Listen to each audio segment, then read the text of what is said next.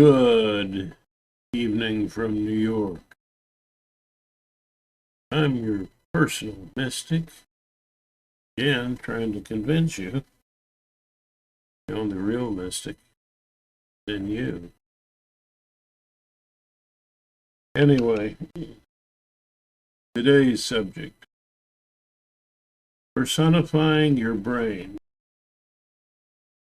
your higher power, in a dance of love and identification.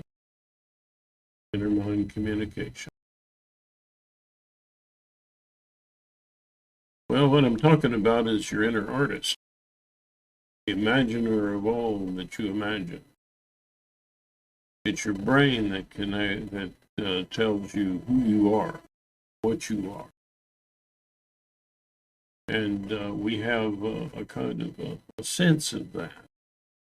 And from our perspective of being the person in the drama, the illusion, free will. And that relationship can be a loving. It is the way of the mystic. And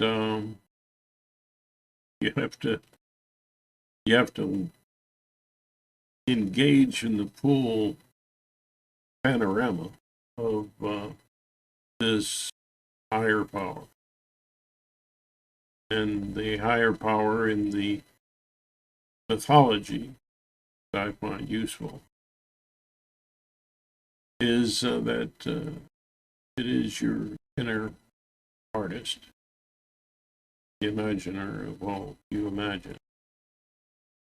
It reaches into your past, compassion.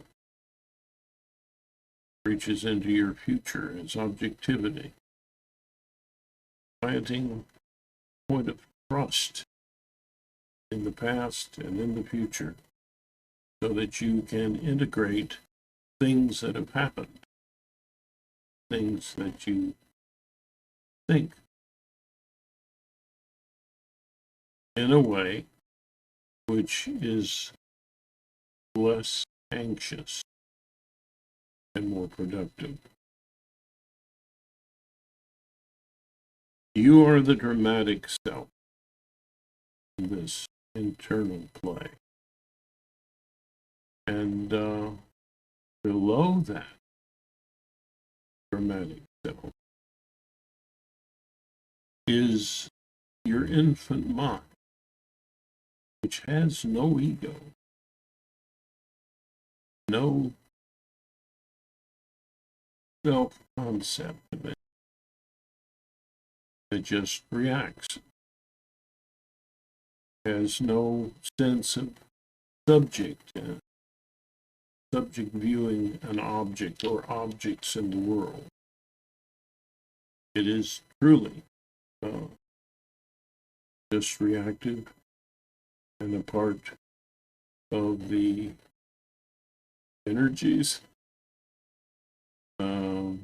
that are flowing about that help your brain to work.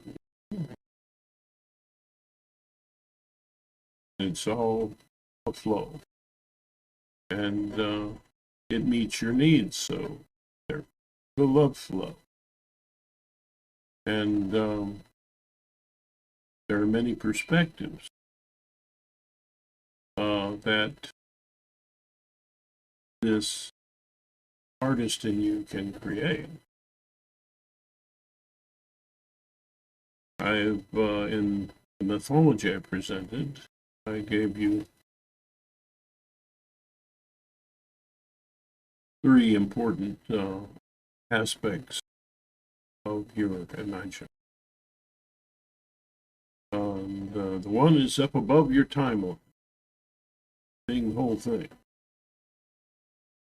It enters into your drama, into your past and your future, present,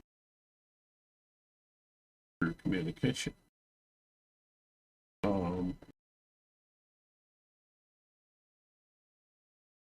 Through communication that eases your anxiety, lifts you up, brings you into a more efficient level. Now, it can heal damaged faith and love, but its whole purpose, its whole approach is quite different than something that you see in therapy. You do this process, you're not in. You are engaging in an exercise of love, a bhakti yoga, a deep realization and connection to that mystery, which is your functioning brain. That's and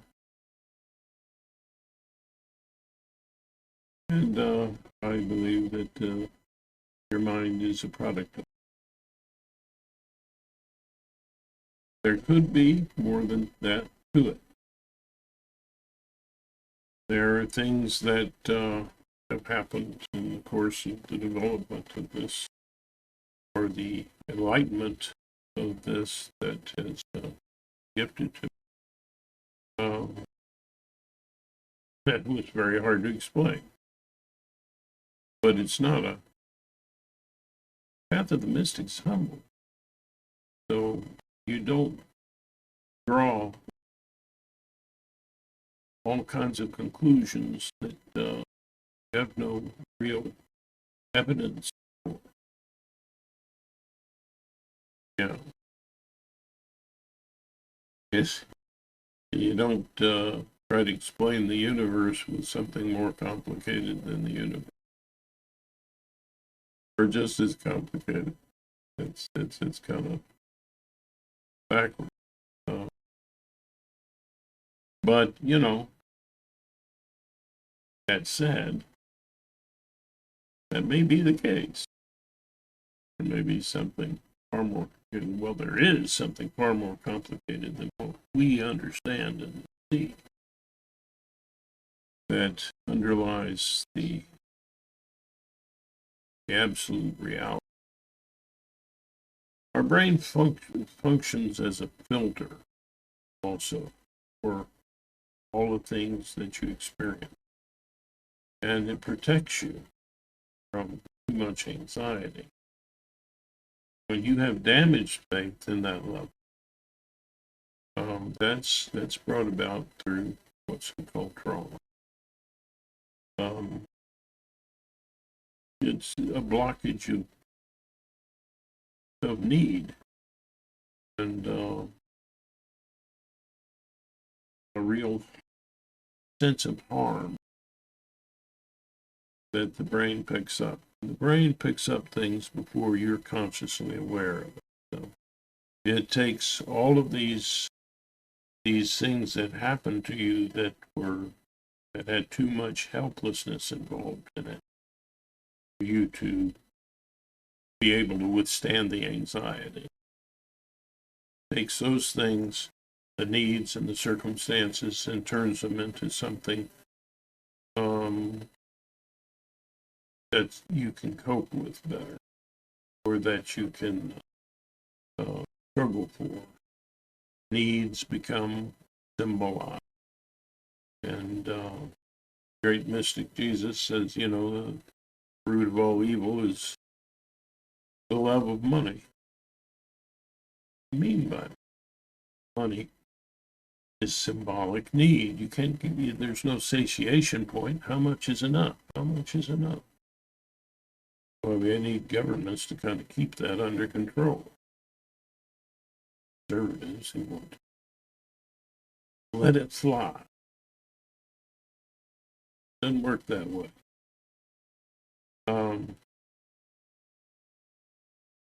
But the love flow erodes, you know, that ability of the brain to use symbols after the fact. If you're in the trauma, work. But once the trauma's passed, really looking at in terms of the helplessness, it's around needs that actually losses today. And so you need to be able to feel that actual need. And but love, coming from enough different perspectives, can facilitate that in a gradual kind of way, and in a way that allows you to have moments of great insight, so that you see, you experience, you express what you couldn't express at the time, and connect and feel what you couldn't feel, couldn't continue feeling. So you feel it, but from a place of safety, supplied by your creative imagination, to some extent, by a sense and a feeling of empathy. Creative, objective, and compassionate empathy are forces which can build up your trust and in your dramatic self, and keep your dramatic self at a functioning level, and also allow for a growth of your comfort zone in regard to being able to handle greater creativity and activity. So, as you're growing this, you're growing spiritually, because from compassion, goodness, from objectivity, truth, and from creativity, artfulness. Way to see the beauty and the good in almost any situation, like you would see a movie. Go ahead. The inner artist in you sees your story, your movie, you as the main character, and enjoys the whole thing. Flip into that perspective, you can appreciate your life more. You can relish it. And yeah. And so it's in a place of timeless. And in the mythologies around the world, it's called heaven, paradise, where the dramatic self steps into that timeless, embraces that that amazing bliss of the inner artist. And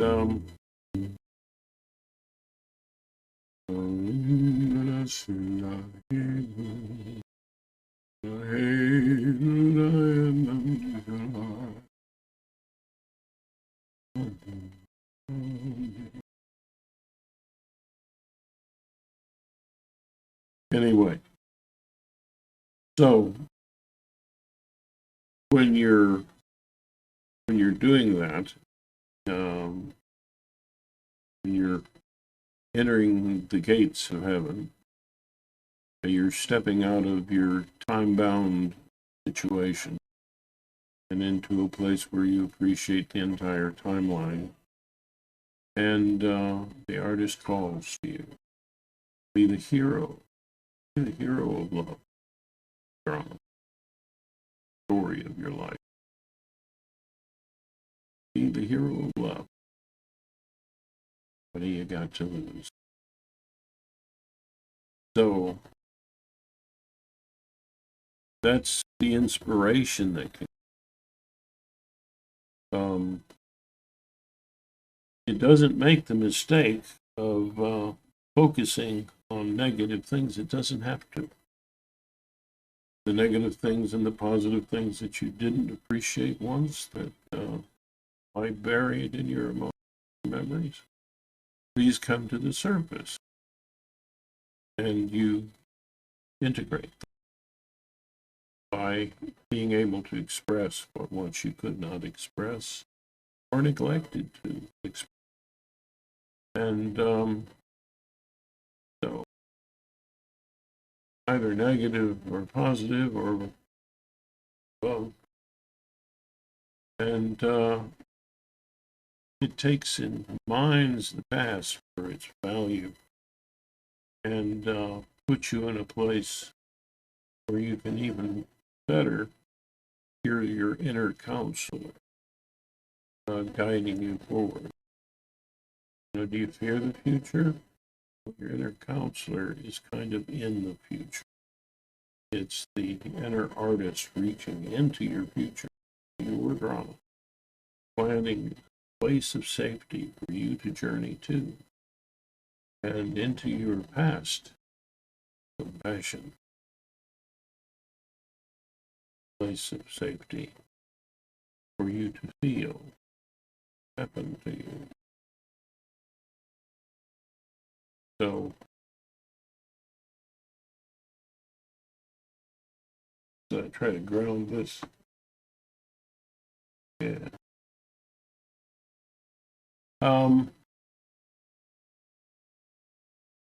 There's this beautiful yoga called Bhakti yoga, where you it's like prayer. When you're talking to your inner artist, is that is amazing person, which is you, and yet outside of you.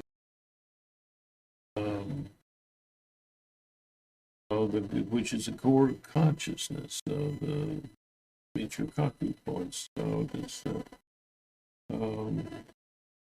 feedback loop.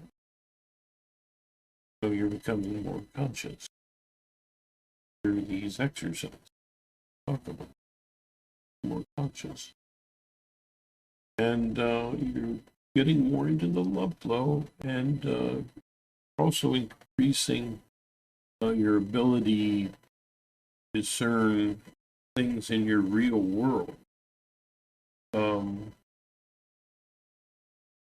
that you can build greater trust in your relationships, loving relationships day to day. But the love that you practice outside with other people and so on feeds that ability inside, and your practice inside feeds that skill and ability outside. So it's not a choice between inner and outer. Living inside yourself. It's all one. That's why, in dealing with troubles of humanity, you're an activist for love. You have to be. You're a mystic, you're an activist, trying to make things better. The mystic's perfect. No, they don't have to be perfect. I very much doubt that any mystic has ever been perfect. But they are all, without a doubt, they tried to make society a little better. And we see a progression. Quakers talk about it. They are very much spiritual, more than they are. That I think is a trend nowadays. Ritualizing things kind of is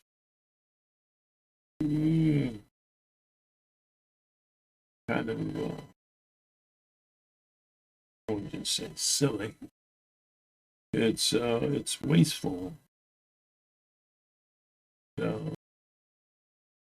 You don't need a lot of song and dance to demonstrate love. The bare minimum will do. if I know this one church is like, they get up to share, and they're going to get up and share, and they take the mic, but they take a stone and they move it from one place to the other. Why? And I'm not a fan of rituals. I don't think the people who are spiritual would be.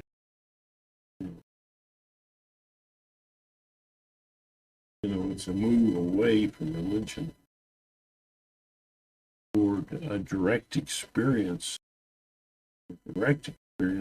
and exercise of love within yourself, between yourself and other people, and between yourself and the world. You got to take care of this place. It's pretty beautiful. You can reckon. We were given a lot of abilities. Are we going to use them? Remains to be seen. But you're at play. That's the only way you can deal with this, is that you're at play.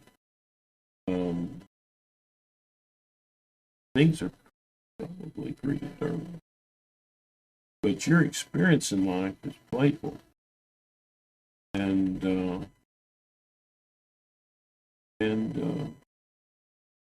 you exist in a sense of time in which free will seems to make sense. And it's a very useful illusion. It allows you to do what? To be at play in your life, to enjoy your life. As the great mythologist Joseph Campbell said, follow your bliss. What do you mean by that? Well, follow your inner artist. Some of the things that they do in bhakti yoga is, it's like, you call this a ritual if you want. Kind of an imagined love. But they will offering your experiences to your brain, that's what it really is, to your higher power, offering your experiences and joys, your sorrows to this higher power is a way of truly relishing. Like if you offer your food, that's bhakti yoga. You are relishing, engaging in this feedback loop. You're relishing the food. You're deeply appreciating it, and you're also expanding beyond a small view of who you are, because the inner artist is also you. It's also you, and it's more than you. Outside of the you that you think you are, need to think you are, to be in this playful dance. And well, that's what I need to say. Hope that the sound has improved a little bit in this video, and that my voice hasn't been cut off. The noise canceling programs do that. So let me know if it's a little better. Well, I'm a big ham, and I love to sing an Irish blessing. Attempts to explain the ultimately unexplainable. May the road rise to meet you. May the wind be always at your back. May the sunshine warm upon your face. The rain fall soft upon your fields. And until we meet again, may God hold you in the palm of his hand, her hand, etc. And I love to say namaste at the end of presentations because it means this wonderful feedback loop of love that exists in you, me, that ties us to a mysterious universe, which we are fully a part. Universe knowing itself.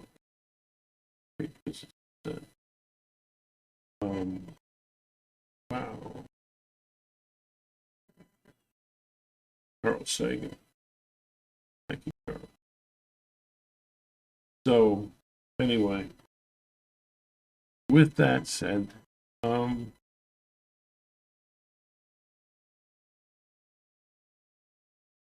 I've gone through the process. There's something I missed there that I want to elaborate on one more time. And that's the way in which you process damage, faith, and love. Talked about that. And it doesn't come from focusing on it, it comes from expanding your comfort zone with forms of empathy, creative, objective, and compassion. Feedback. So when you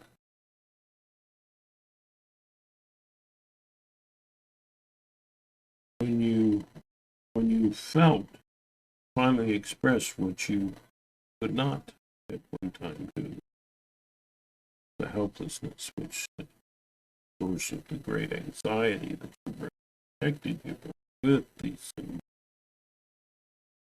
needs and circumstances. When you have dealt with that, when you have experienced the real need, then you move toward the ability to understand that the needs involved are losses. They're not real today. Symbols kept you in the past. But you now see these things as a loss. And then you need to grieve them and let go. After you grieve and let go, that's when you can truly forgive from your heart. See how the love flow is improving here. And after you forgive from your heart, that's when you can more easily face your own faults and your own guilt in acting on that damaged faith and love in you, ways that hurt others. And so, once you have true remorse, is what comes after giving.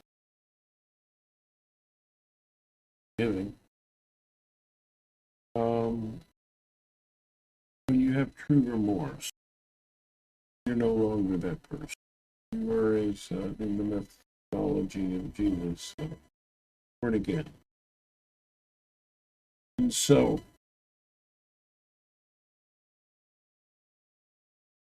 born again.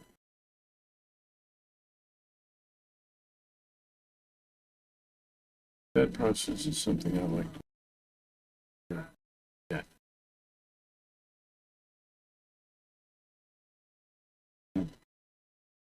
It's not the only process in InnerMind.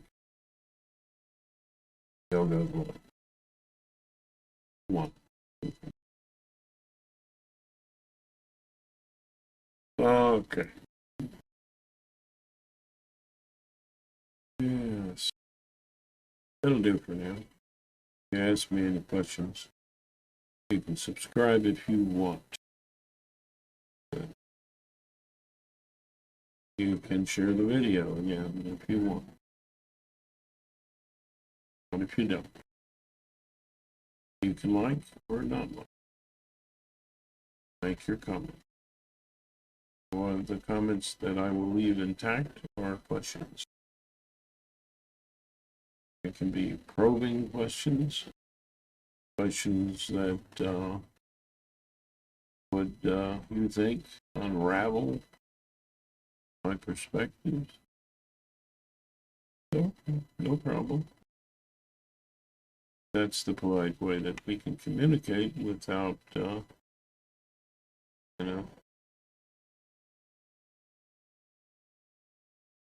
making an attack. Okay. How politics should go. Anyway, namaste. Make a great day today. You deserve it, and the people around you deserve it. So, let's lift each other up. Okay.